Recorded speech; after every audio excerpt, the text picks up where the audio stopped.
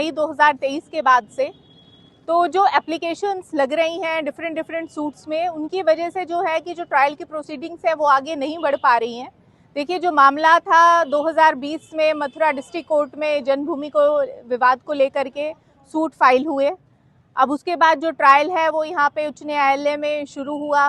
कुछ एप्लीकेशंस लगाई गई, तो कई जो पक्षकार हैं उनको कोर्ट से ज़्यादा मीडिया में आने की जो जल्दी है, उनका जो उद्देश्य है वो जन्मभूमि को न्याय दिलाना नहीं है। उनका उद्देश्य जो है वो अपना महिमा मंडन करना है। क्योंकि देखिए, कोई भी जो वाद, जब सूट डलता है कोर्ट में तो सूट आगे बढ़ता है, इश्यूज फ्रेम होते हैं, क्रॉस एग्जामिनेशंस वगैरह सब चीज़ें होती है, एविडेंसेस होते हैं। तो यहाँ पे क्या हो रहा है कि जैसे ही सूट डला, एप्लीकेशंस लगाई गई, एप्लीकेशंस के कारण सर्वोच्च न्यायालय में डिफेंडेंट्स ने उसको चैलेंज किया और जो एक सर्वे था या किसी भी चीज़ को लेकर के वहाँ पे स्टे लग गए। तो जिससे ये हुआ कि जो प्रक्रिया थी सूट की वो धीमी पड़ गई।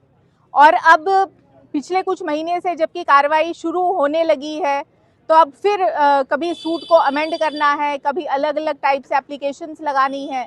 तो आज एक बहुत ही अहम मुद्दे पे सुनवाई थी कि एक सूट में हिंदू पक्षकार ने ये एप्लीकेशन लगाई थी कि हमें मुस्लिम पक्ष का प्रतिनिधित्व करना है, जिसका हमने विरोध किया, अपने रिटन ऑब्जेक्शंस किए और कोर्ट ने हमारी दलीलों को बहुत गंभीरता से लिया है, ऑन रिकॉर्ड है। आगे भी इसी मुद्दे पर बहस होगी और हमें पूरी उम्मीद है कि ये जो ऐसे लोग हैं कि जो एक हमें लगता है कि विरोधियों के साथ जिन्होंने षड्यंत्र कर रखा है।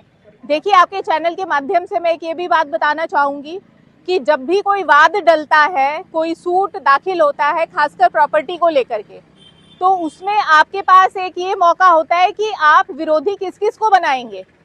तो आज जो तथ्य सामने निकल के आए ऑर्डर 1 रूल 8 की एप्लीकेशंस में कि कुछ हिंदू पक्षकारों ने एप्लीकेशन ये लगाई और जिसमें प्रेयर में मांग ये रखी कि उन्हें मुस्लिम